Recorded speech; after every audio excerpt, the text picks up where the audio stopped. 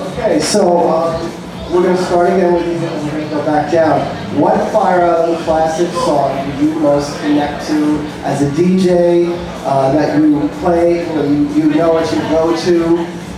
You know it's part of who you are, your Fire Island history, all of that. Do you want to think?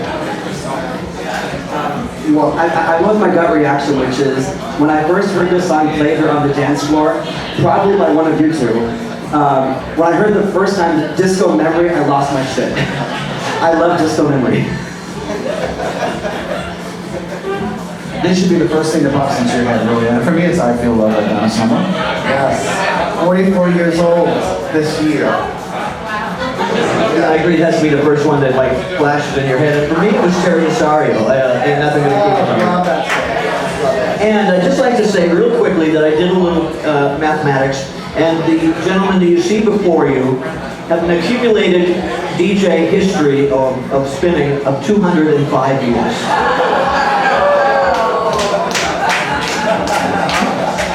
Love that. What comes to mind is the Whistle Song by Rodriquez. I remember hearing those Fire Island Classic CDs and I was on there. Just really connected with me. Love it.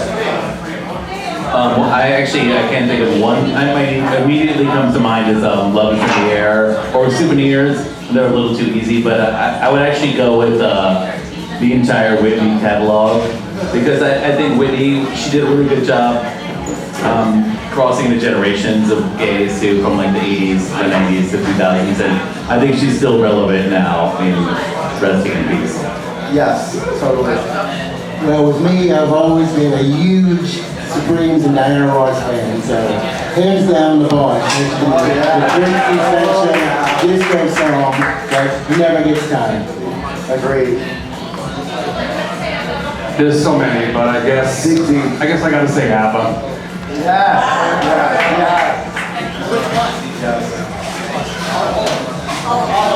I mean, just ABBA, all of them. On a Dancing Queen. That's appropriate. Totally. On a side note, when Vito was talking, all I remember is a sweat-filled box called the Pavilion, and him playing 9 to 5 with all these people going crazy. This is the memories that come flashing back with him. Okay, so I don't know if Fire Island is still sort of a notch on your bedpost for DJs, but what did it mean for your career to play Fire Island? Fun. Playing Fire Island is every DJ's dream. So it's a chosen audience, and just give them energy and they'll respond. It's that simple. So that was my feeling for Fire Island. It was awesome.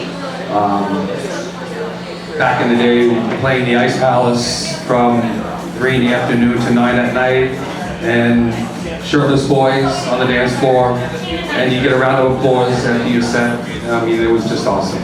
So that was my experience. Love that. Yeah, playing out here was just the crown jewel of any DJ's career to come out here and play, especially when the history of this place and everything, how it all started. It's just an incredible experience, it really is. Yeah, I've seen people come and I've seen people come and get eaten up, and I've seen people come and go, and they like move beyond this place and go to other places, but they always come back. For me, I think this has been really helpful for my career. It's given me like a luxury audience that can sustain me throughout the year, and private events and weddings and and fun things that I really like to do. That's been really great. And I've had chances to go other places, and I do, but this is my home. I've laid my roots. I love Fire Island. Love that.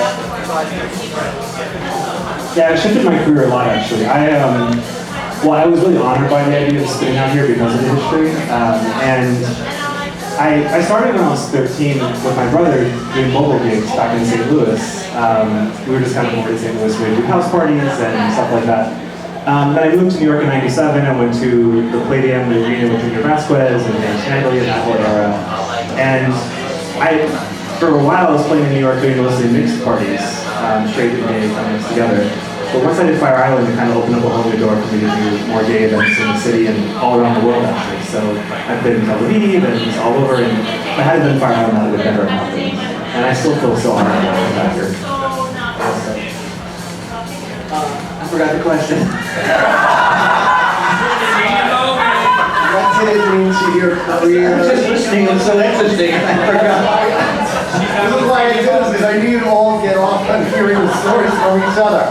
But it's not talking amongst yourself.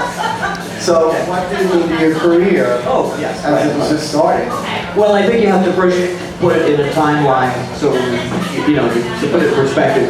And at the time, in the 70s, the Pines particularly, but Fire Island in general, was like the proving ground for disco. I mean, all these songs were brought out here and test marketed, and some huge songs. I know Gloria Gaynor was broken at the Sandpiper, and some of these like monster hits, the classics, were first played out here.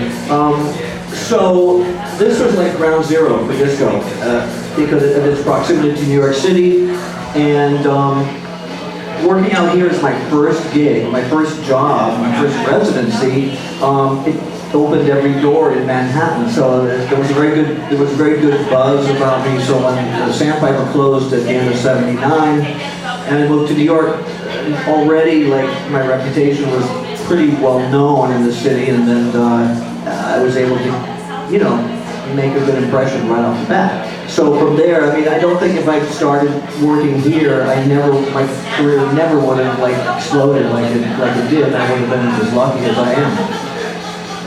A side note on that is, for people that don't know how, what Robbie was talking about, how music was broken here. This was one of the first places many of these producers from Casablanca, different record companies, Prelude, came out here to test their songs because they knew if they could make it in gay clubs and we responded to it, then it could go mainstream. And, you know, just incredible history with all of that. Last week I was talking to Arnie from Florida, your friend, and was telling me, which I did know this, when Flashdance came out, they brought Irene Cara, and she sang from the top of the second floor of the hotel. And so you hear stuff like that, you just get chills because you're like, God, I wish I could turn back time. Sorry, Cher. But moments like that, this is what happened here, you know, the incredible history.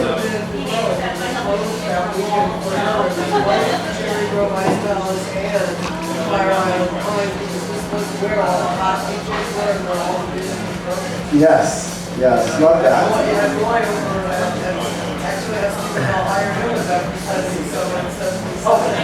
Yes. Yes, Arnie, who I just met, would love to have been here. I would have loved to. Next year, we would probably, I would have loved to get Tom Moulton, Arnie, and expand this even more. So thank you. Okay, Warren. Just expanding on what you said, truly, all the music was broken out here on the island. When we were playing, people would just the promoters would bring us music. We always have new music to be the first ones to play. It was quite an honor, and like you said, if it made it here, it would make it everywhere in the gay community. For me, it was my stepping stone to Manhattan, just like Robbie, and also playing on Fire Island, it was my stepping stone to playing around the world too. And the best example of that is when I got to play at a GMAC morning party in 1996, which truly was the biggest honor for any DJ at that time. The producers of the Sydney Gay and Lesbian Mardi Gras party came specifically to hear me play, and they offered me the headline gig right after I finished, and I was the first American DJ to play the Sydney Mardi Gras party. So I had 3 years in a row. So it was quite an honor, and it was all because of Fire Island. Awesome.